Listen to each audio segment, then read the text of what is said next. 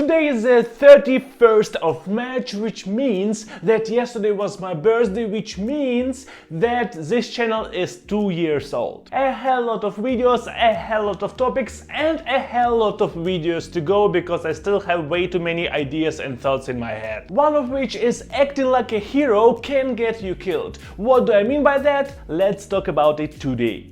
But obviously, before we begin, I have to tell you that this is Yury Experience, and here I share my various experiences about different topics. I do 2 videos per week, Mondays and Thursdays. If you will enjoy this video, please drop a like. You can also subscribe to the channel. Let's go.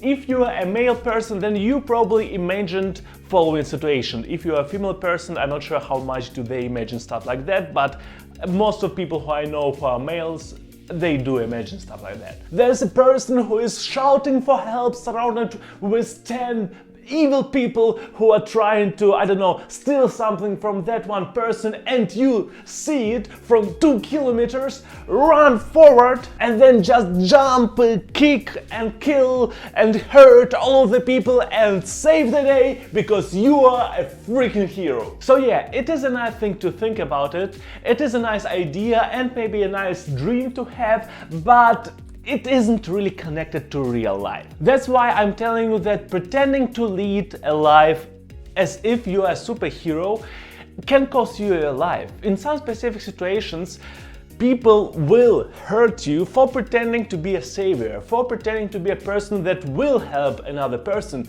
And sometimes it will not even de-escalate the situation, it will hurt everybody, even that person who you tried to save. Life is not a movie. Life is a real freaking thing, and in real freaking thing, most of us cannot handle more than 2 people. Even that is really questionable. Will you be able to make 2 people unconscious? Do you have any experience with hitting people? Do you have any experience with handling people, like with your power, with your being strong and stuff like that? Because people who do evil stuff to other people normally have experience with stuff like that. They know how to hurt other people. They know how to kick and whatnot. They know that. Do you know? What's even more important, fighting isn't always a solution. Sometimes it is. Sometimes pulling a gun and shooting in the air will help something. Sometimes punching somebody will help, will provide a solution, but not always. And actually, in my personal opinion, it is way more often dangerous move than it is not, at least nowadays. There are smarter options, there are better options, there are options that will not hurt you and maybe will help that person who is in danger. For example, recording. Recording is an interesting thing. A lot of people don't really like being recorded, and if they see that you record them, they will try to avoid doing something really bad. Because nowadays, if you are on camera, then people can find you, then people can hurt you, then people can bring your stuff to police, and police will do their thing, hopefully. Speaking of police, calling police is also one of the things that you could do. Call police and maybe call them loudly, like, I'm calling 911, 911, what is your emergency? My emergency, the person over there that is kicked by 2 guys. It can lead to the fact that these guys will stop. Maybe not, but maybe yes. And also old good shouting for help. You can shout help, you can shout fire, you can shout rape. All of these real loud words that will bring other people's attention to the current situation, that will bring other people to think about, is it okay what's happening here? Shall I take action? And the more people take action, the more sense it makes. As long as you are not a literal Superman, one person can sometimes solve a lot of problems, but on a lot of occasions, no. It is really freaking dangerous out there. You know only a couple of variables. You see 2 people before you, you are coming to them and saying that you are cool, that you will destroy them, and then the 3rd person comes from behind and hits you with a stone on your head. You are done. Maybe you are dead. Maybe you are raped. Everything is possible. Another very important question. Does your participation actually de-escalate the situation? Does your action help to resolve the problem? Will your action lead to a good resolution? Or will it lead to hurting even more people? Will it lead to some people dying? Will it lead to shooting with taking knives and maybe killing other people? Sometimes just jumping in is not a smart option. Sometimes it's actually a very stupid decision. Which is why, especially if you don't have experience with interacting with such situations, take a 2-second break. Think a little bit and then jump in, then do something. Give your brain time to analyze what the hell is happening in there and whether your action is even needed, whether your interaction with others is even needed, because sometimes it is not.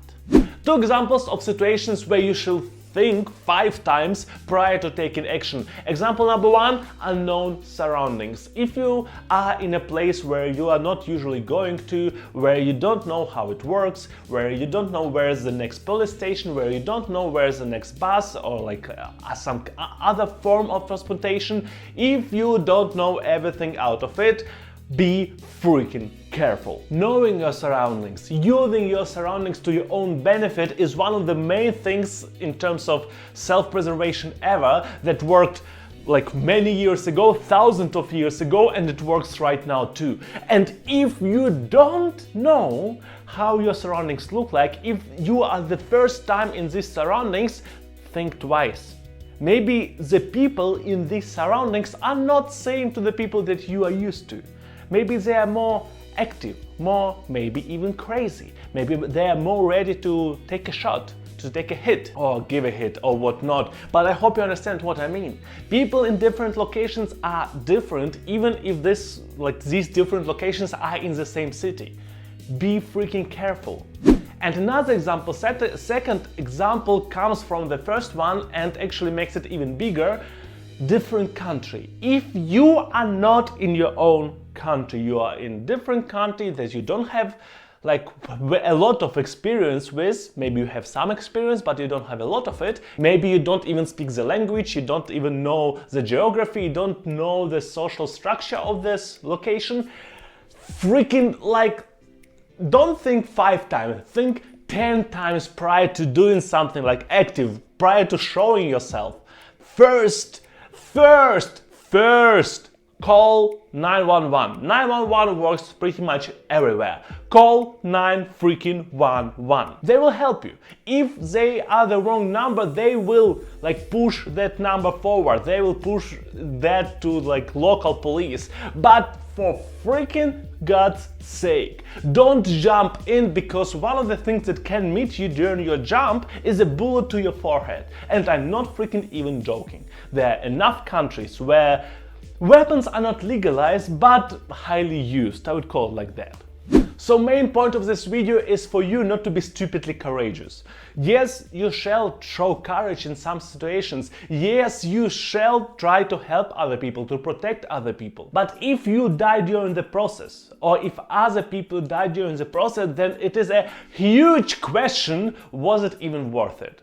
Because sometimes you do make life of other people worse through your interaction, and then you have to live with it.